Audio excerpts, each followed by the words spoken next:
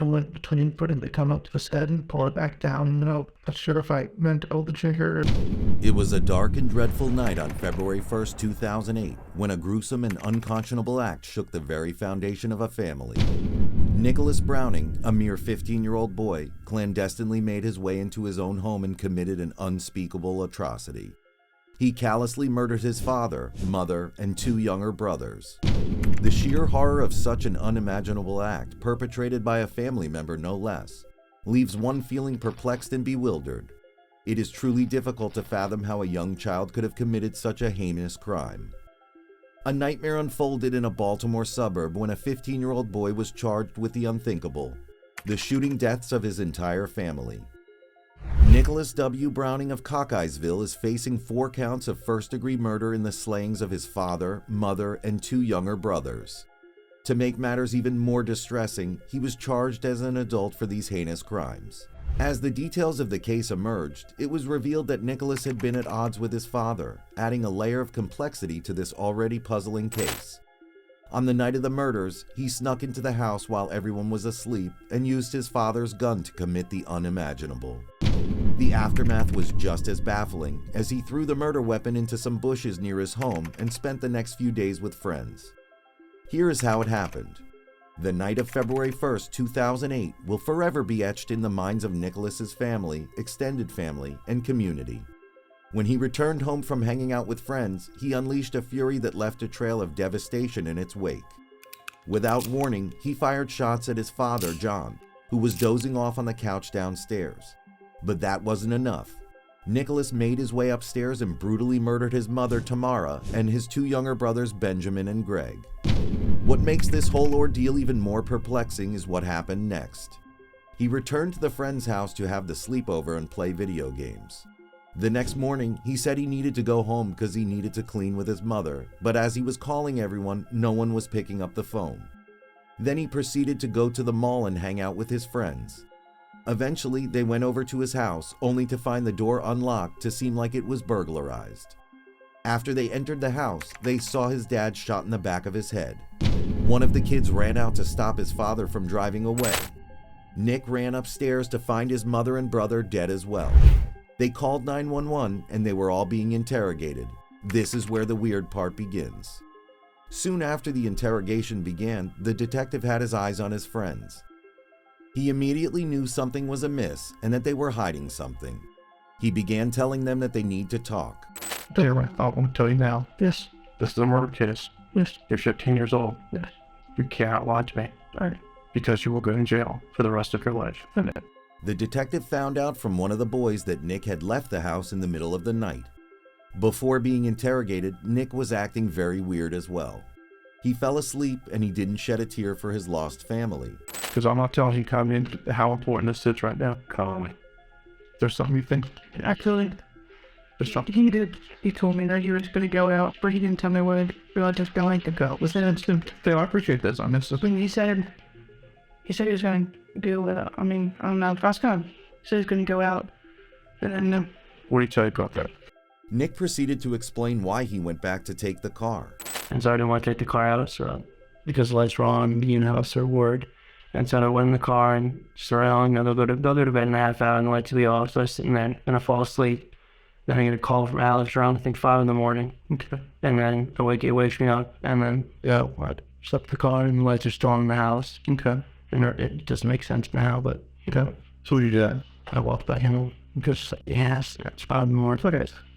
So did you ever get his keys at all, or? Yeah, I was on that card, but memories of the house. Okay. The detective was perplexed at how casual Nick is for the whole situation. Taylor explained how in the morning he was worried about his parents. I'm not, when we were waiting, he was worried because Nick, he said, he was calling him, all morning. He started calling him at, 11. And, he was, worried, kept on calling, all the phones leaving messages. And no one picked up. He was, getting worried. And, Ryan also explained how they didn't call him at all, but they used to all the time before. When we got there, Nick was already worried because Nick's parents always call him and stuff and check in. And they had since he had to talk to him since 6 yesterday. Okay. And he's getting all worried. So, like when we got back there, he was just all sketched out about stuff. The detective then asked Nick if his grandpa would come to pick him up if he was called. Watch his reaction now. Tell me, grandfather or grandmother, my grandfather lives in a deep neighborhood. Does he live there, or are you just there for the weekend? Other than that, I'll full time to my grandmother lives in Halleck's. How old is it? Your granddad? 73. Because I wanted to come. If I asked him to come here for you, would you do that? Would he? So they come down and just take about 3 hours. I understand, but I'm trying to point you to come down. Did you see that? His whole family was just murdered, and he was casually laughing. Then the detective asked him if there was anything he could do for him. And Nick asked for food. Some food, the rest. Who did it? Check our restaurant here. It's all we eat junk food here. Is that okay? How about some drink? So would be great. But it was not until now that the real interrogation began. And this is my part of it. Yes, it's been help a long time. And then so I've been here a while. Stuff's just not adding up for me right now. But yeah, okay. Tell me why your dad was so pissed at you yesterday. Wasn't bad. All your friends are saying that your father was uncharacteristically dislivid with you. I mean, he asked what he regards to the background, like, but I'm On it, what now? he asked that when we drove up Fingal's house, he went to the door and made sure that parents were out. Okay. But everybody's saying that he was ticked off. What was he mad about? He wasn't mad. Is there a reason they would say that? What? Is there a reason that they would say something like that? He's not, but it's not a nice though, I don't think. Well, they said it was uncharacteristic for him that usually when he does see them, he's always pleasant. That's why this particular moment stood out to them. Well, I mean, they didn't see a lot of, there was one person, Fingal's friend, and something. So I'm not sure what their experience. I'm just, Yeah. what I'm saying. They didn't see him as a friend. Okay. So you're saying he wasn't upset? And here he was, they would have seen him. You know, it all would have come through me.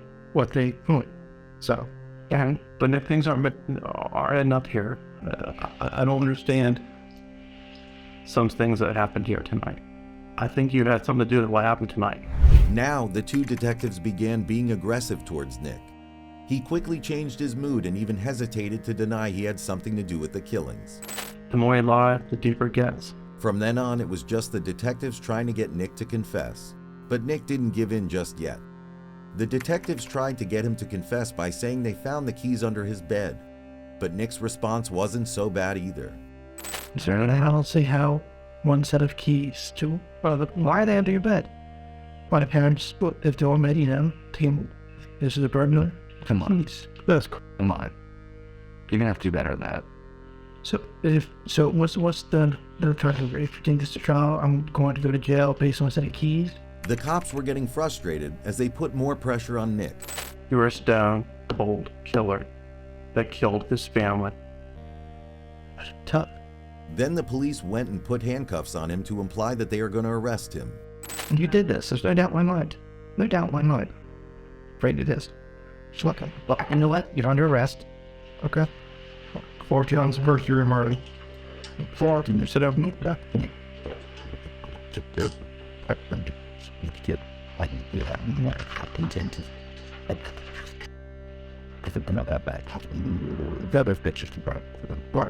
Then the first cop came back and tried the good cop tactic again. He was nice to him again and respectful. The cop was giving him reasons what made him do it, implying that there's no doubt that it's him. Didn't want to know why. Father was beating him or abusing, maybe not physically abusing him, degrading him more. We know he was overly hard on you. We already know that. Slowly but surely, Nick was falling apart. You're a good kid. I'm reaching this. I'm trying to get there. I can tell you care. That's just it. I can tell you care. I can tell you feel what you did. You see, this is the first time. The first genuine emotion I've seen all night is coming down. What happened? Nick, what happened? Nick was getting ready to confess, but he didn't show any sign of remorse. She wasn't in the room. It's troll. Yeah. But why? Was it physical? No. More sounded like a glass or a probably still, I mean, it wasn't, it was they were physical or on, you know, I'm doing on a Boy Scouts, right? She's like, oh, it's okay, man. So there's this, I'm almost healed, and I'm almost done. You have to get in line for trying Life Scout. And then there's this leadership weekend camp out, whatever thing, and this was brown tea, sober often, Africa brown. Anyways, I didn't want to go, you know, almost done, and didn't need a leadership camp, and so my attitude was being over tripped. He got pissed. So he got pissed, and then sort of going around. He hit me here. Was he beating on you too, mentally, or? You know, it was mentally, and he got me 5 times, and that was their life today, no? You're a Life Scout, for God's sakes. So I was going to be get like here. Well, the thing I got it in just how long ago was that? That was on this fall. Last fall. Kept it up then. It kept going, and the little thing just seemed, you know, was reverted back to that one thing, and then, you know, the alcohol thing happened. They called me taking out the car. Johnny got caught before. Coke. He tried to keep it away from you. Right. But the whole time your grades are good? There are any nonsense. Grades were good. Last freshman year, I got a D word core, but then I made the next course, so I didn't make it all. So that Pretty carpet on the D. right now, I'm on the D, and then and you know, in the occasion, I wouldn't call it huge physical beating, but it could be still uncalled for. The emotional, I think, when he didn't bother. It was the constant. Did he do it in front of your friends too? Never the hitting, but the yelling and the, you know, Embarrassing. you know. And then for birthday, which a couple of days winning, which was take friends up to deep grade. Mm-hmm. And this last weekend, he was uptight as usual. Did he drink or anything? I don't know. There was alcohol. It was just he's overstressed, I think. I in work, and he gets up at 5 in the morning, comes home at 6:30. Mm-hmm. So then he sort of had this Phil be the best of all his car, and somebody gets on him, takes it out, and did her, and it was a great, not almost, but inside I think. Is he doing it the same with your brothers? It didn't faint, but it didn't seem like to me, but. Can you bother at all? And a little bit, but the bulk seemed to be generated towards me. Mm-hmm. And then, Friday night, he was just bad. I don't even know why he was bad. And then I was giving directions how to use our Fingal's house. Mm-hmm. And then he mopped the clothes out, so and then he just gets very dirty. And then when he get lost, he not 2 feet past a turn, and just had to make a tight turn. And you come back, and then you have to put the car to reverse out. He got that angry. And then I went back to get the car, and I saw him sitting on the couch. The TV was on. Right near the gun was out on her workshop couch. What happened? I thought I sat there for a half hour. He was sleeping. Yeah, bending over him. And then I went between putting the gun up to the bed and pull it back down, and then Do you have a pillow up too, or? that's the gun. Then gun was. And I'm not sure if I meant to pull the trigger. And there it is, the confession. The detective finally broke Nick. He proceeds to say how his father was abusive, not only to him but to his mother as well. By the looks of it, Nick didn't plan to kill his family, so being a premeditated murder is out of the question. Then what kind of happened? Freaked out, but and I thought the dog come down, but I don't even know if they woke up or whatever. But sat on the couch, and they were up, and I just couldn't right about it, couldn't just walk away from her.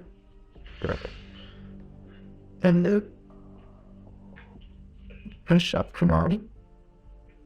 Right. She's still sleeping. We needed for a little bit of that, but she went back to sleep. They shot her. Why the brother's name? I didn't. I thought it. no one was there to say anything that my story would go, because it was only morning. So that's the canon. Now the detective got his full confession. He brought him food again and soda. And that was the end of the interrogation. Nick Browning pleaded guilty to 4 counts of first-degree murder in 2009.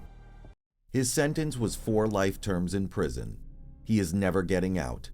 His psychotic behavior and his detachment from reality is hard to believe for a 15-year-old kid. At the end, he started crying, but that might have been because he knew he got caught. Let us know your opinion in the comments below. Thanks for watching, and as always, like and subscribe with the bell on.